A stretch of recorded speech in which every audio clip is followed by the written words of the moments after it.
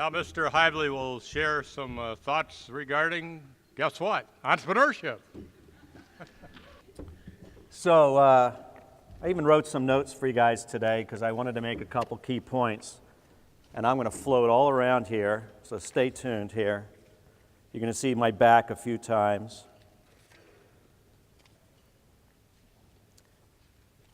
So what you hear today and what I want to share with you is that if those very nice things, by the way, thank you very much for having me. Thanks for the very gracious award.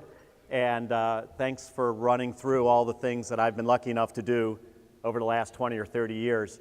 My name is Chris Heivly, and I have career ADD, obviously. I actually have a bachelor's and master's degree in geography. Now, all the geographers here, raise their hand.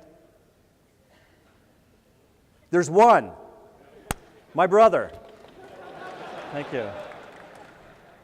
So, geographer, entrepreneur, how the heck does that happen? And it happens because I was actually a terrible geographer.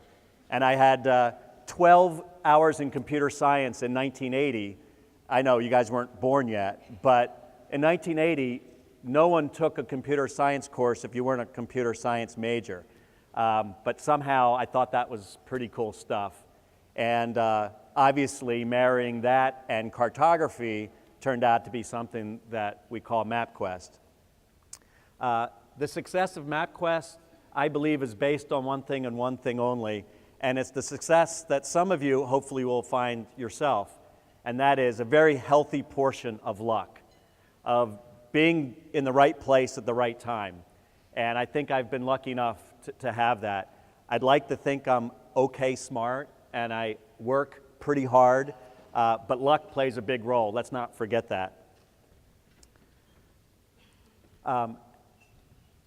As my intro mentioned, I also got the opportunity to run a corporate venture fund. So they gave me $25 million and say, go do smart things with it. And I said, that sounds like a pretty cool job, but remember, I'm a geographer. And they said, no, you just showed me how to kind of help start a business. You can see things. And so I said, all right, so by the way, how do you give people money? And so I had to learn a brand new business. I had to learn venture capital. And my first investment was along the likes of Kleiner Perkins, if you've ever heard of them, the biggest, right? And AT&T Ventures, and Regis McKenna, who is the father of Silicon Valley marketing, you know, basically put Intel and Apple on the map. Lots of map references coming, beware. And I was 30-some years old, and I sat on a board, and what do? You keep your mouth shut, and you listen, and you learn. By the way, mistake number one.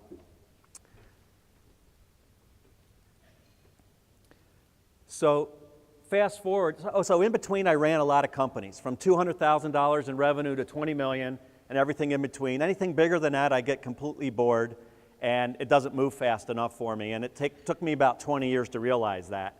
So, you know, if you think about your career as the accumulation of all your experiences, so let's think about a little startup mappy thing called MapQuest, which turns into something pretty interesting. I then go and do venture capital, which helps, if one is fun, then investing in being involved in 7 or 8 at a time, that ought to be a complete blast.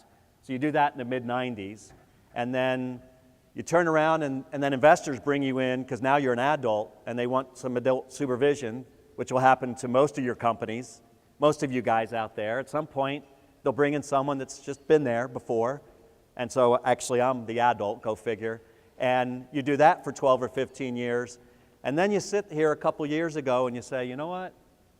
Entrepreneurship is changing, and the way that we create, train, facilitate, whatever great word you want to use, entrepreneurs, however that's happening, it's now more important, right?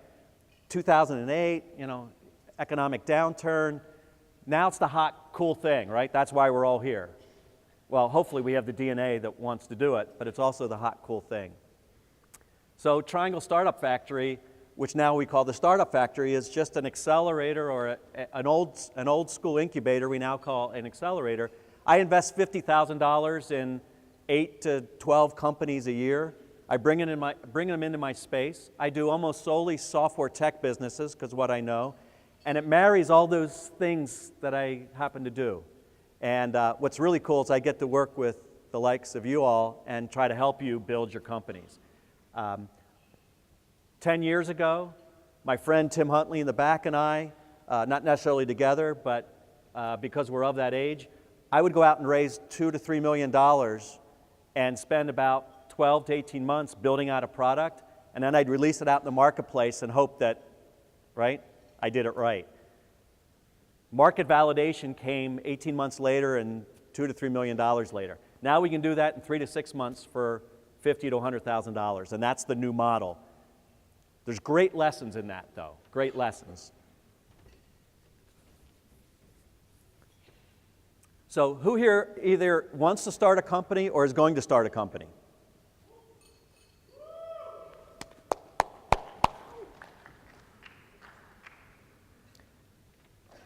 How many think your company is going to be in business 2 years from now? Now, I can't see the difference in hands, but hopefully there's a little bit of a difference.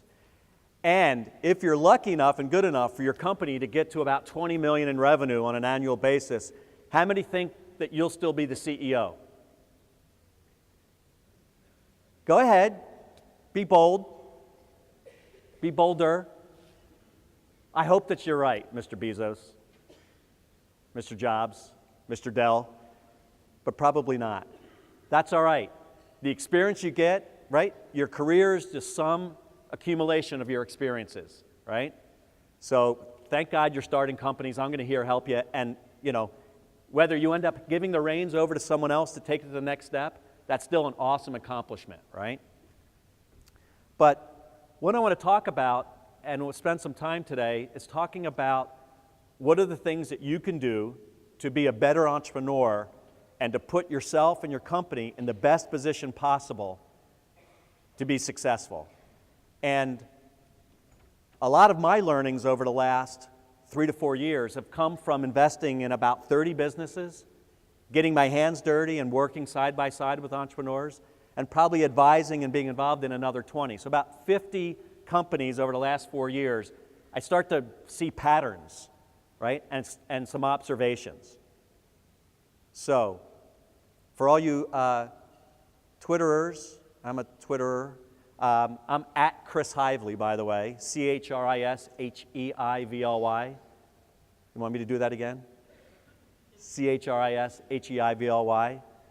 Follow me, right? It's a social world out there. I want to talk about a couple, 2 or 3 things. Here's the tweetable moments coming.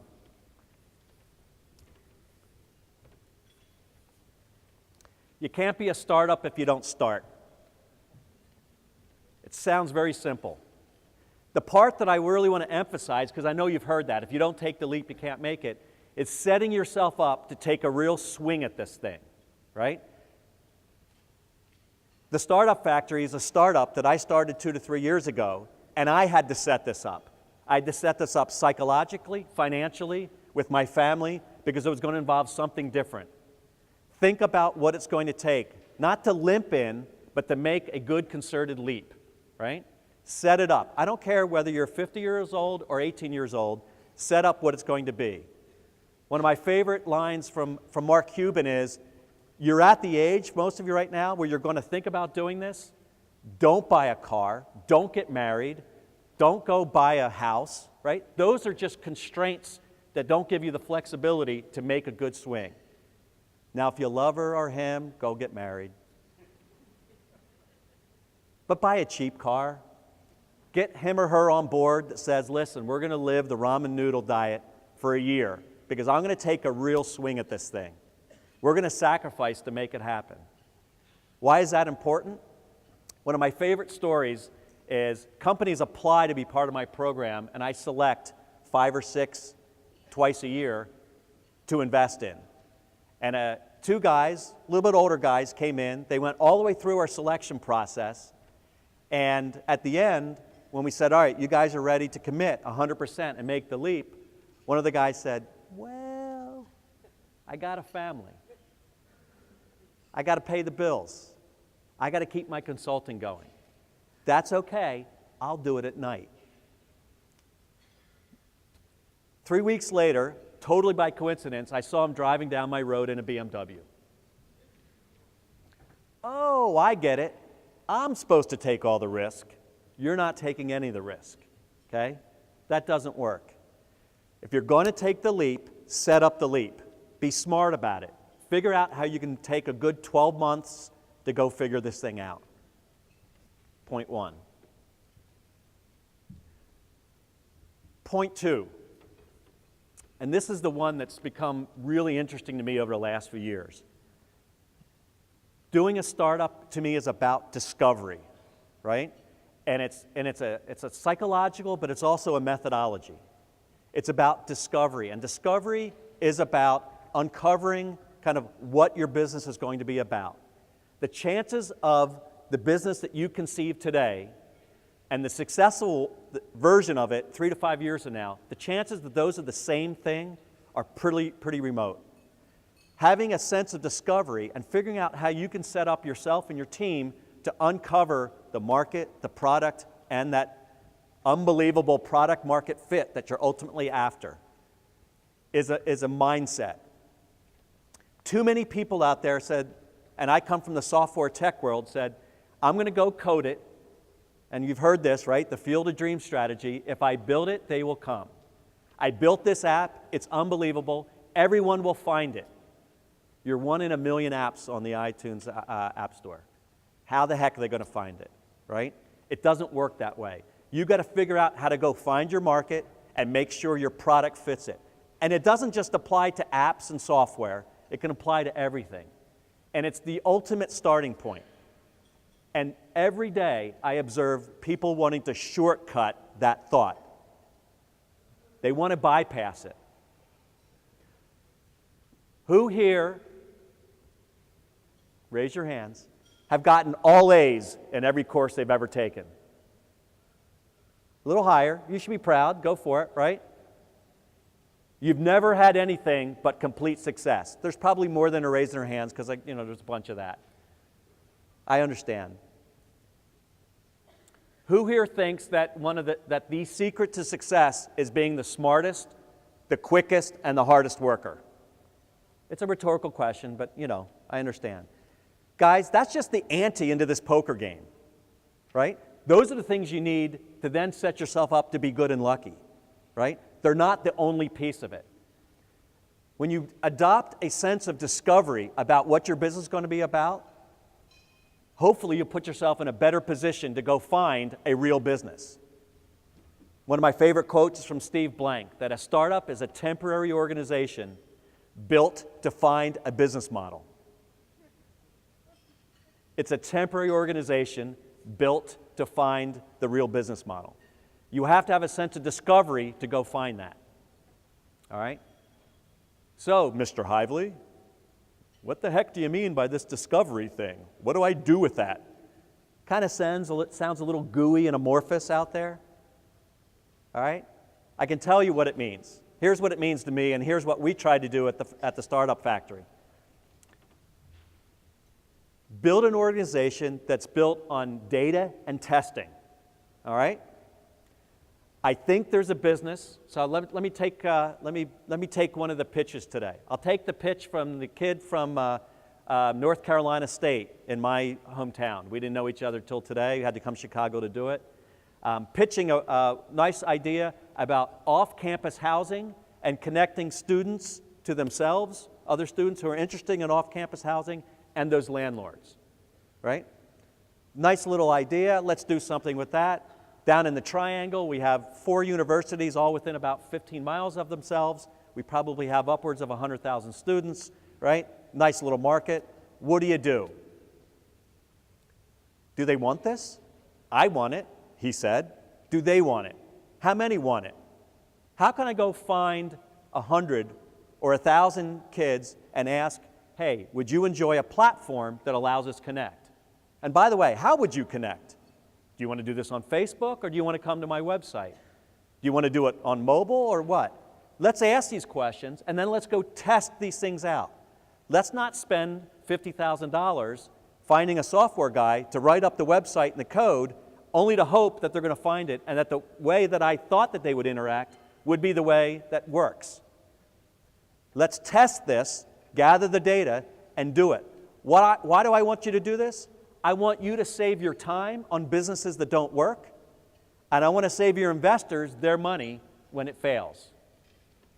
My money, your mom's money, your aunt's money, right?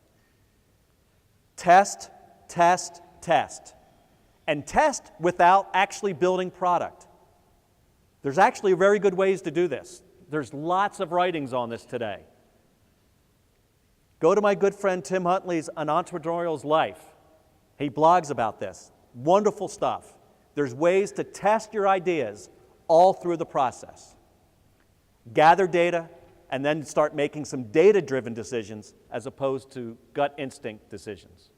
Yes, your gut and your insight and maybe your own problem or pain that you saw can be the inspiration for the start, but it's not enough.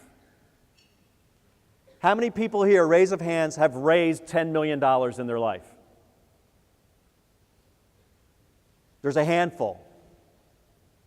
What that means is that you all who have not raised money, who need money to actually get to that next step, you have no credibility. None. I love you, man. But why should I give you $50,000?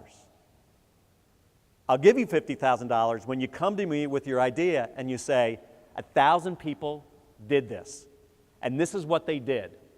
They signed up for my site, and they spent 3.5 minutes every time they came, and they came twice a week. When you do that, you're telling me, I saw, they did this, this is what it means. You're not telling me, I think, I believe, whatever. It's the first step. Test, test, test. Figure out how to do it.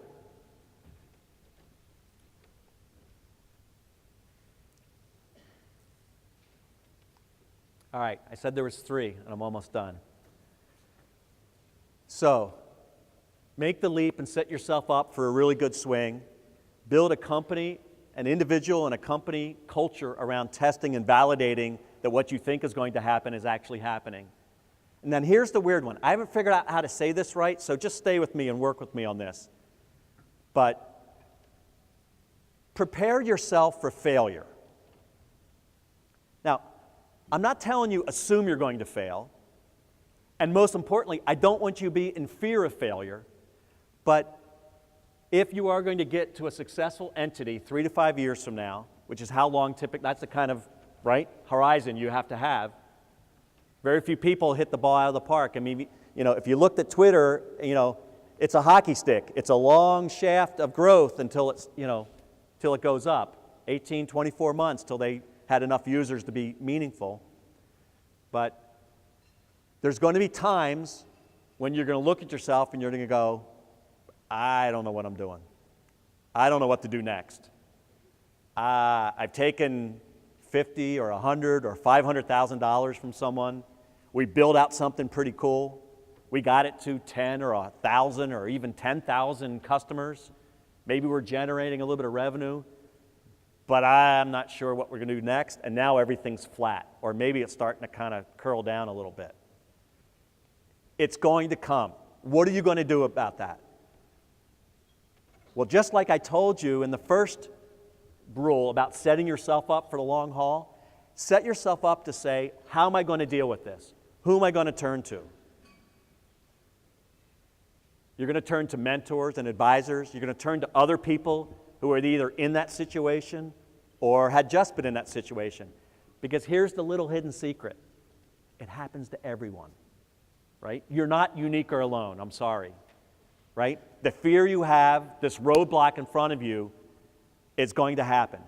Just be prepared for it and not be kind of freaked out by it, right? We good? Yes. Thank you. All right.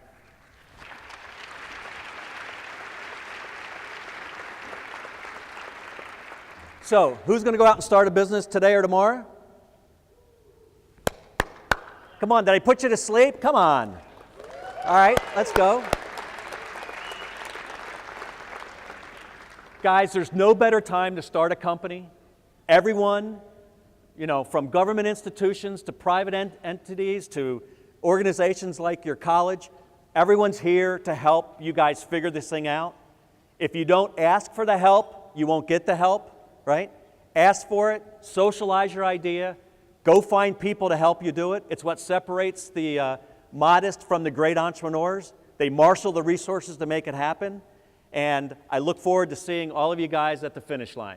All right? Thanks for having me.